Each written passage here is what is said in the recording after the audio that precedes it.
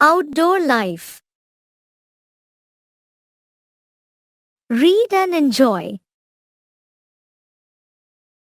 In this universe, we experience life in its manifold aspects. It sometimes appears inspiring, sometimes boring, off and on is dreadful. In fact, life is not at all so. It is all caused by our mind. If our mind takes in bright layers, there will be no problem.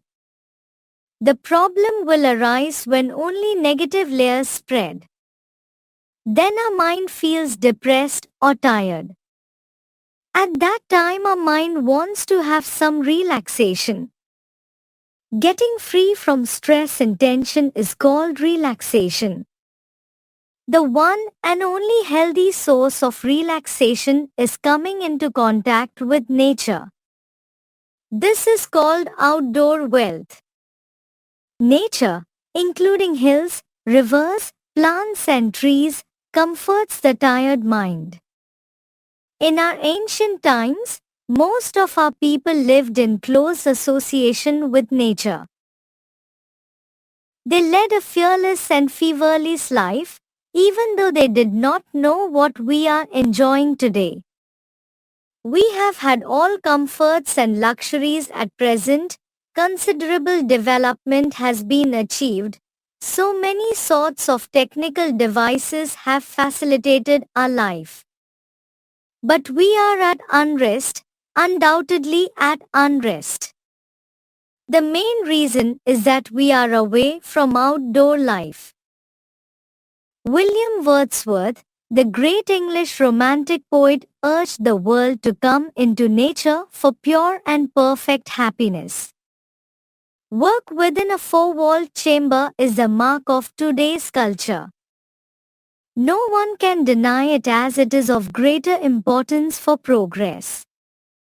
However, constant confinement within brick and concrete structures can dull the mind. That's why picnics or outings as well as tours have been on our path. The greatness of outdoor life is declared by our country to the world. Our saints and hermits used to live in the heart of nature and they gave us many volumes of worth for our meritorious life by having divine feelings towards nature. The Gurukula system of our past underlined the importance of communion with nature. In the system, teaching was carried on in the green forests where hermitages were situated. Visvakavi Rabindranath Tagore founded Shantiniketan school under the Gurukula system. We should notice that physical development only can't satisfy our living. Mental flowering too is needed. For such mental flowering, what we should do is to come out of the clutches of the indoor settings. Our thinking manner can be broadened by outdoor influences. We can understand human policies, mental strengths and intellectual tendencies by coming into outdoor life. It is not at all possible for modern man to be outdoors throughout his life, but now and then should he get ready to refresh himself by presenting his mind to nature. Aristotle, the great Greek philosopher, once said, "Nature is the physic for mental ailment."